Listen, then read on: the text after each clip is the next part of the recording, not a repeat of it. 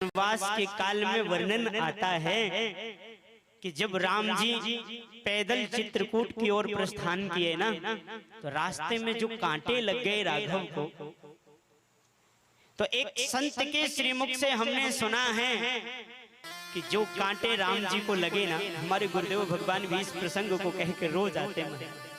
वो कहते राम जी के कितने कोमल चरण हैं, आपको मालूम है? कमल सबसे कोमल होता है कमल से भी कोमल कमल की पंखुड़ियां होती हैं,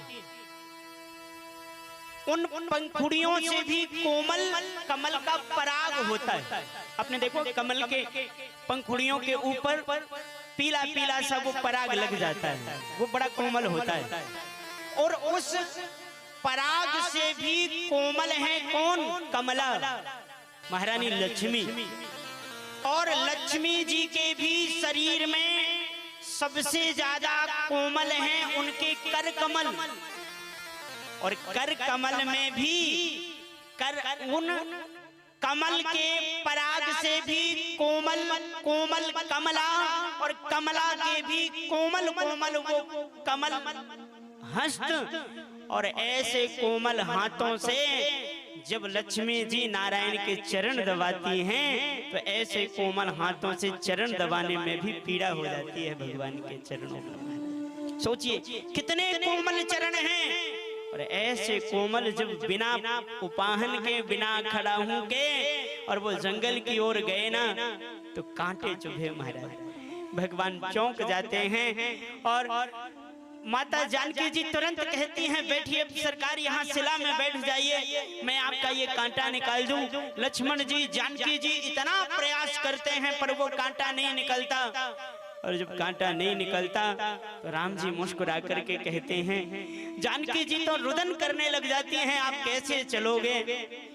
लक्ष्मण जी रुदन करते हैं, भैया आपके इतने कोमल चरणों में कांटा लग गया, आप कैसे चलोगे?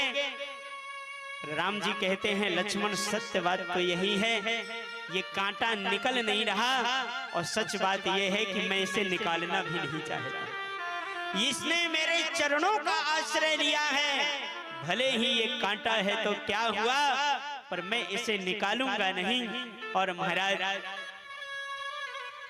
भगवान ने 14 वर्ष तक जो कांटे लग गए चरणों में, वो 14 वर्ष तक भगवान ने निकाला नहीं महाराज। मानो संकेत है राम जी का कि सुनो, जब हम कांटों को भी स्वीकार करके छोड़ते नहीं, तो मेरे प्रिय भक्तों कहाँ दुनिया का, संसार वालों का आसरा किए पड़े हो, आ जाओ हमारी शरण में, और श्रेष्ठ सदगुरु बना करके शरणागति ले लो।